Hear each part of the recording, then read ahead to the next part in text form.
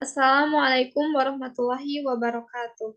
Perkenalkan, nama saya Nita Puspita, nomor induk mahasiswa E1A 1902446 dari jurusan Teknologi Pangan, semester 7. Di sini, saya akan membuat sebuah video presentasi tugas UAS komputer lanjutan yang mata kuliahnya diampu oleh dosen Bapak Rizky Aditya Surya Pratama SSIMT. Baik, langsung saja. Tema yang saya ambil yaitu dari sebuah jurnal yang berjudul Pemilihan Jenis Reaktor pada Proses Mixed Acid Route di Pabrik Pupuk NPK. Baik, pendahuluan. Pertanian menjadi sektor yang sangat penting bagi negara agraris guna mencukupi kebutuhan pangan. Pertanian sangat erat halnya dengan media tanam. Tanaman tidak akan tumbuh dengan subur apabila tidak ditanam pada media yang sesuai. Pembibitan akan dapat bertumbuh dengan baik bila didukung dengan pemupukan perairan yang baik dan juga penyiangan. Latar belakang. Pupuk adalah tambahan nutrisi yang diberikan pada media tanam dengan tujuan yang beragam. Unsur nitrogen, fosfor, dan kalium sangat diperlukan oleh tanaman. Unsur nitrogen dapat diberikan secara terpisah dengan penambahan cairan amoniak ataupun pupuk jenis urea. Pemberian unsur fosfor dapat dilakukan dengan pemberian pupuk NSP atau normal superphosphate ataupun pupuk TSP triple superphosphate. Pemberian unsur kalium dapat melalui pemberian pupuk MOP atau Murids of Potash. Pupuk NPK sebagai salah satu pupuk dengan peran penting dijadikan pupuk bersubsidi oleh pemerintah Indonesia dalam upaya peningkatan hasil tani. Kandungan pupuk NPK didapatkan dari percampuran beberapa senyawa hingga membentuk senyawa baru. Secara umum, tahapan produksi pupuk NPK menggunakan metode mixed acid route diawali dari reaksi pada reaktor dengan mereaksikan amonia dan asam sulfat serta asam fosfat yang menghasilkan monoammonium fosfat atau MAF, dilanjutkan sintesis diamonium fosfat atau DAF di granulator. Kemudian granulasi MAF, DAF, dan KCI urea dan ZA pada granulator. Reaksi yang terjadi pada reaktor adalah reaksi netralisasi asam sulfat dan asam fosfat oleh amonia cair. Reaksi netralisasi asam sulfat akan menghasilkan sluri amonium sulfat atau ZA, sedangkan reaksi netralisasi asam fosfat menghasilkan sluri monoammonium fosfat atau MAF.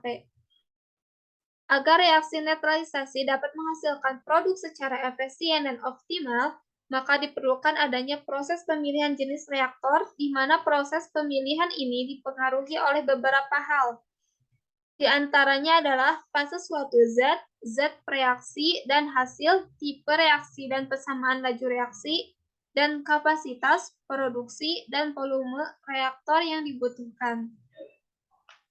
Pengertian mixed acid route. Mixed acid route merupakan salah satu metode produksi pupuk NPK yang terdiri atas proses reaksi dan proses pencampuran. Secara garis besar, metode ini terdiri atas mereaksikan bahan baku cair sehingga menghasilkan sluri, dan kemudian sluri akan dicampurkan dengan bahan baku padat. Bahan baku terdiri atas bahan baku cair dan bahan baku padat. Bahan baku padat pada metode ini yaitu KCI, pupuk urea, dan pupuk ZA yang masing-masing ditampung di dalam cover kemudian dicampur dengan hasil dari recycle produksi alat granulator. Secara umum, tahapan pembuatan pupuk NPK dengan metode mixed acid route dimulai dari reaksi pembuatan monoammonium fosfat atau MAP pada reaktor dengan mereaksikan amonia dan asam sulfat serta asam fosfat. Dilanjutkan sintesis diamonium fosfat atau DAV di granulator, kemudian granulasi MAP, DAP dengan KCI urea dan ZA pada granulator. Setelah itu, granul NPK dikeringkan di rotary dryer dan dilakukan pendinginan pada cooler untuk selanjutnya dilakukan pelapisan dan pewarnaan pada proses coating. Reaksi yang terjadi pada reaktor adalah reaksi neutralisasi asam sulfat dan asam fosfat oleh amonia cair. Reaksi neutralisasi asam sulfat akan menghasilkan sluri amonium sulfat atau ZA. Berikut di sini ada penjelasan tentang reaktor. Reaktor adalah alat yang menjadi tempat bagi suatu reaksi berlangsung. Reaksi yang berlangsung dapat berupa reaksi kimia ataupun reaksi nuklir, namun bukan reaksi fisika. Reaktor kimia adalah segala tempat terjadinya reaksi kimia, baik dalam ukuran kecil seperti tabung reaksi sampai ukuran yang besar seperti reaktor skala industri. Reaktor harus mempertimbangkan efisiensi agar dapat menghasilkan produk lebih banyak sehingga biaya operasional dapat diminimalisir dan hasil produk maksimal. Dua jenis reaktor yang paling umum digunakan untuk perekasian kimia dalam kondisi tune-up state adalah Continuous Stirred Tank Reactor atau CSTR dan Plug Flow Reactor atau PFR. Pengertian reaktor CSTR. Reaktor CSTR merupakan tempat terjadinya reaksi kimia yang berlangsung secara berkelanjutan atau kontinu. Pada industri berskala besar, penggunaan reaktor CSTR lebih sering diaplikasikan karena memiliki kelebihan yang dapat diatur kapasitas reaktor. Reaktor CSTR beroperasi pada kondisi tunak dan mudah dalam mengendalikan suhu operasi. Reaksi yang terjadi, reaktor CSTR memiliki mekanisme kerja dengan cara mengumpankan reaktan dan bahan baku secara bersamaan ke dalam reaktor. Kemudian pengaduk akan bekerja sehingga reaksi terjadi dan dapat menghasilkan produk. Pengertian Plug Flow Reactor atau PFR.